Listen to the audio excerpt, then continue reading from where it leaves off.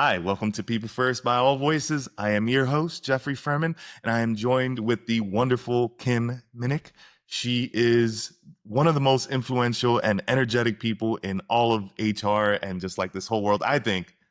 I feel I like mean, you came I'm recommended like flabbergasted. no, you came recommended like by several people, and everyone was just like really hyped. And yeah, you know what? I'm gonna spare all the details and let people see. Why don't you do a little quick intro? I mean, those are big things to live up to. Hey, I'm Kim. I just love PeopleOps. I love PeopleOps. I love performance management. I love the employees that I get to work with. Yeah, I've been on my own since around January of 2023. Before that, I've spent time in a bunch of different VC funded tech companies. I garden. I have a dog. Yeah, It's and everything about me. no, there was a little just banter going on in LinkedIn yesterday. If I remember correctly, your first position was at Florida Beer Company. Is that down here in Florida? So yeah, it wasn't my first job ever, but out of college, I used to work at SeaWorld. They had a brewmasters club. I basically gave away free beer to theme park attendants. And I thought I'd really love to get back into the beer industry. So I was living in Melbourne, Florida. I had just quit a job that was not good for me. And I literally like walked in with a stack of resumes in 2009 and was like, hey, are you hiring? And I was hired to be sort of a brand ambassador. I hung out at the brewery. I hung out at places that served our beer. I went around and tried to get more places to serve our beer. I think it's called Carib Brewing now, but it was formerly known as Florida Beer Company. Okay, wonderful. If that job's still available, I might have to leave All Voices. So, Yeah. Just yeah, pop down and print out a stack of resumes and yeah, just go to every brewery. yeah. I live in Tampa, and like right on my block, there's literally 4 or 5 different breweries. So I I thought it believe might it. have been like a parent company of Florida Avenue Brewing, which is right over here. But no, okay, enough with the fun stuff though. Now we have to get into some serious topics. And yeah, I initially found you, or we found you, because you had put this ICE rapid response template out there. It was very insightful. We shared it in our newsletter here at All Voices, and a lot of folks reacted strongly to it. So it's just wanted to intro that. I think it was very powerful, and at the time, like there was just so much negative news out there that employees like myself were kind of feeling a little I don't know, underrepresented or just feeling a lot of like spite toward us. With that said, like, Terrified. yeah, terrified.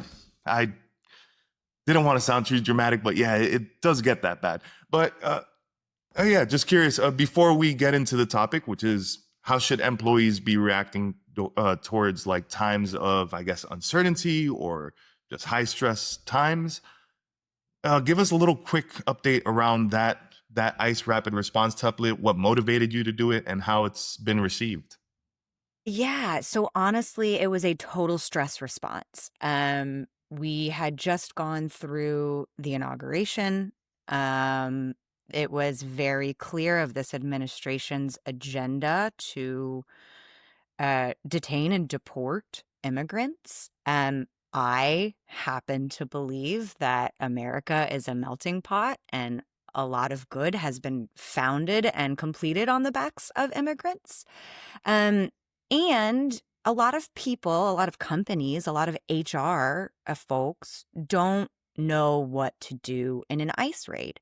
And at the time, I wasn't too sure either. So I started looking for a lot of resources were like, have a rapid response template, have a rapid response template. And I was like, well, where do I find that? And I couldn't find one. So it was a Sunday morning. I brewed a cup of coffee and just created this and put it out into the world. I like to think that it has been well received. Shout out to All Voices who shared it. Shout out to Business Insider who shared it. Um, but I have no idea. It is a completely free template. You can download it. I'm not asking for your email. Like, go forth and take this and maybe even make it better for your organization. But if you liked it, I don't know, maybe shoot me a message. That would be cool. Great. And we'll put it on the comments of like the YouTube version of this as well. So, or the Sweet. description. We'll find a way Click to the get link in the Yeah. description. Yeah. Click the link in bio in the description. Give Kim some love and maybe help some folks out. So yeah, I think perfect segue into what we're going to discuss today. It's a crazy time right now. I spoke to Tara Turk-Haynes around, how managers should be reacting to in these times that feel a little uncertain and there's a lot of negative news being put out there. How should employees be feeling? I mean, feel your feelings like that. I imagine folks are feeling a lot of things, right? There is, I've talked to dreamers and other interestingly documented employees who are scared. Like, imagine going into work every day and wondering if you're going to be detained by the government. Like, that's terrifying. There are folks who have a lot of privilege, and I think that comes with a different set of emotions of how can I help? What can I do? And we're all kind of living in this dystopia where we still show up to work every day, right? Like, we're still trying to pay our bills. We're still trying to find fulfillment and reaching our goals and exceeding our goals. So I think there's a lot of emotions right now, and all of them are very valid, and we need to hold space for all of them. Kind of rough out there. And Oh my God. I also feel like every single week there's like a new story where somebody is being detained that might have had like a good, record and might have not been doing anything wrong. I feel like that's maybe it's not the time or the place to talk about it, but it just feels like there's a lot of wrong in the world, and employees are supposed to kind of go in and do their best. Maybe a perfect segue is, now there's this new trend going around of like job hugging and people kind of like wanting to stay at their job. Do you feel like maybe some of the pressure societal wise, where some folks maybe are like trying to maintain face and just like show that they're good, productive workers and not willing to bring in some of the stuff? Do you maybe see that's happening in the workplace now? I mean, of course, right? Like, there are so many millions of Americans that we are going to see some variation of everything. It it's really tough to leave your baggage at the door, right? Especially when you have employers who are saying, bring your whole self to work, you know, be who you are. And it's like, well, I'm terrified. And some people look at work as a necessary and maybe healthy distraction from that. Sometimes it's nice to turn off the news and just do something you're good at. I get that. But yeah, I don't know. It's a wild time. Is uh, I guess there's I'm not nearly as insightful as Tara. I feel so bad. Oh, no, you're doing fantastic. And to be completely fair, I'm just speaking off the cuff. I wish I would have prepped some better questions for this one, Sal. No, we're good. No. We're good. I think this is a very real conversation folks are having. I know with the CEOs that I support, this is something that we're talking about. And this is something that comes up when we want to sponsor a visa. Like, if we have an employee out of the country that wants to move to the US, like, that is a very different conversation right now, with the employee, like with legal, with a bunch of things. Yeah. And let's talk about those conversations some. Obviously, you don't have to reveal any of the companies that you may be working with, but from I guess that C-level or C-suite, these conversations that you're having with these folks, what are some of their concerns? Are they scared that they're potentially going to maybe miss out on talent, that maybe some of their, key contributors are going to be gone in a couple of weeks? Just curious to hear about the conversations taking place. Yeah. I think in general, in my experience, CEOs and leaders are still very willing to sponsor visas. Like, they are excited about that international talent. And like, they're excited for folks that they work with to like do something nice for them. And if that means assisting in in relocation, they're happy to do it.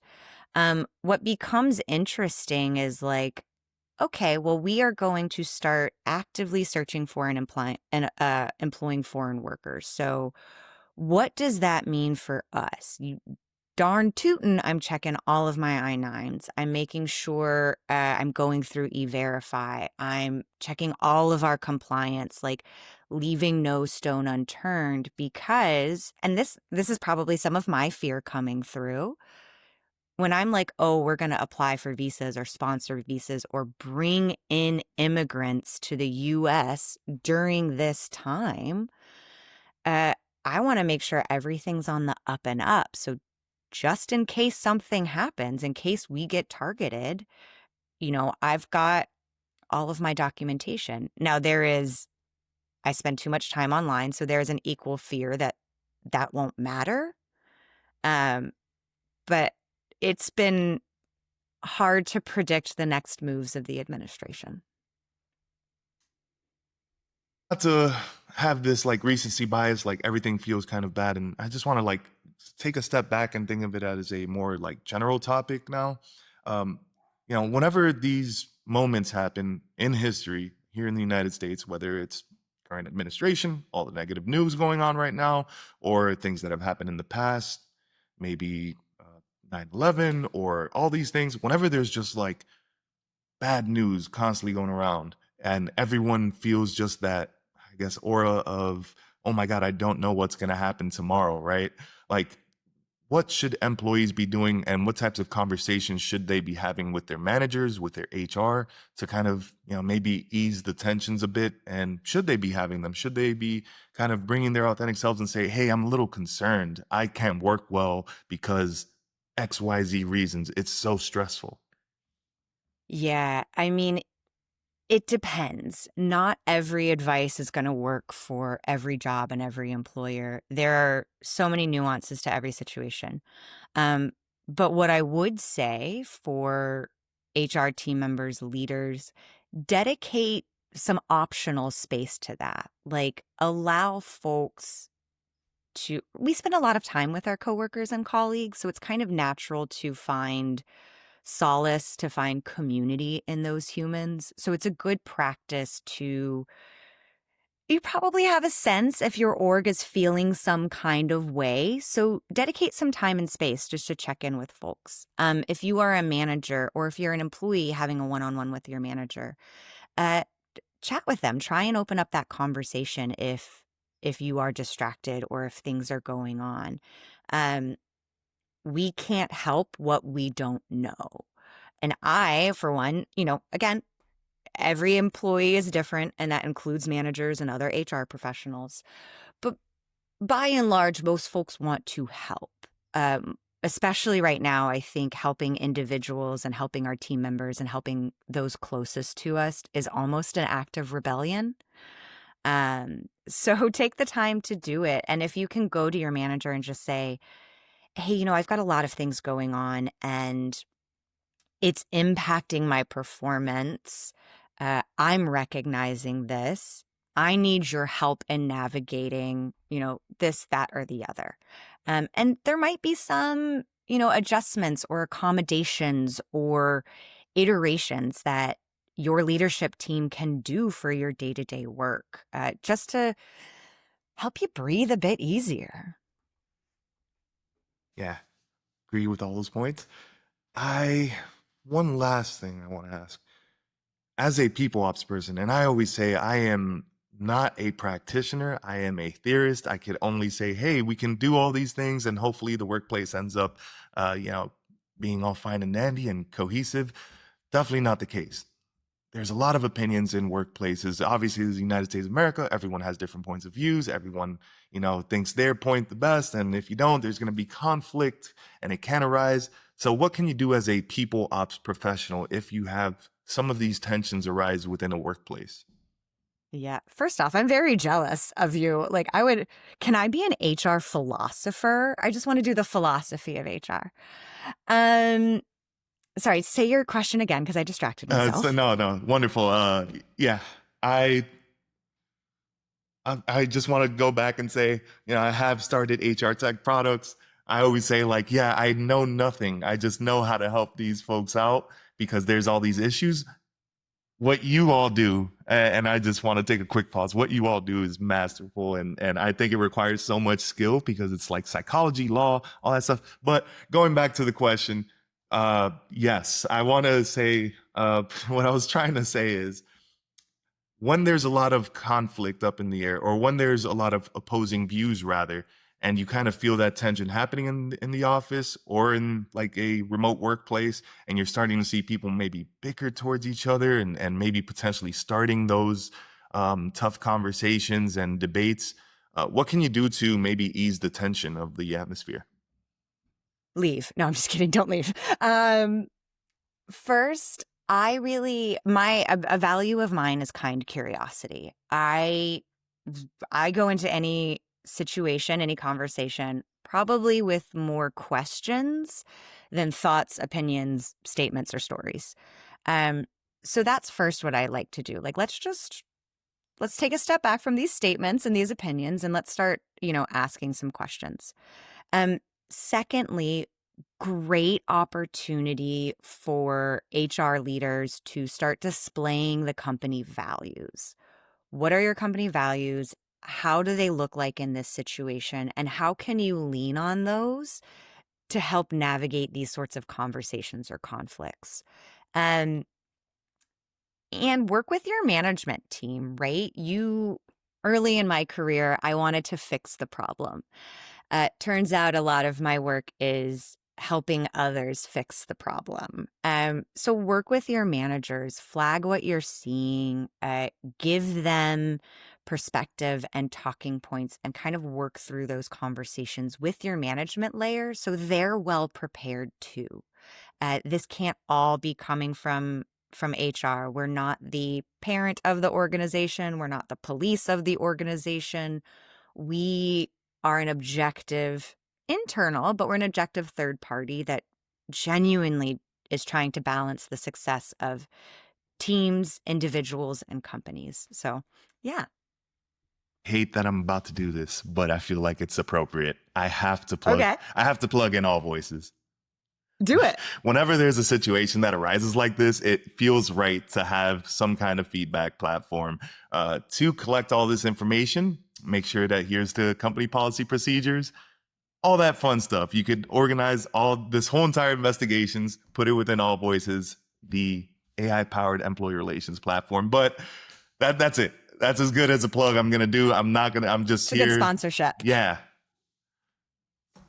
That's why they pay me the big bucks here. No, I thank you so much for this chat. I think we can, what we'll do next is we'll get some clips out of this. We're gonna post them online. I think you brought in a lot. You dropped a lot of great nuggets today. I think it's been very informational and very like much needed. Is that bad to say? Like around this whole administration, like these conversations need to happen, and I don't feel like when they do, they kind of get all this like negative exposure, and people on online are just like, oh no, that's dumb, like no, they need to kind of happen, and people need to see that there's people willing to just be kind and be courteous and look out for others and show that HR and people ops leaders are going to maybe do the right thing and stand up for Yeah. people. So And I think just as a society, we could all benefit from a little bit of kind curiosity. all right. Thank you so much for joining us, and I look forward to our next call. Thanks so much. What do you want to do? All right, I am going to stop the recording now. We're going to do a little wait. Okay.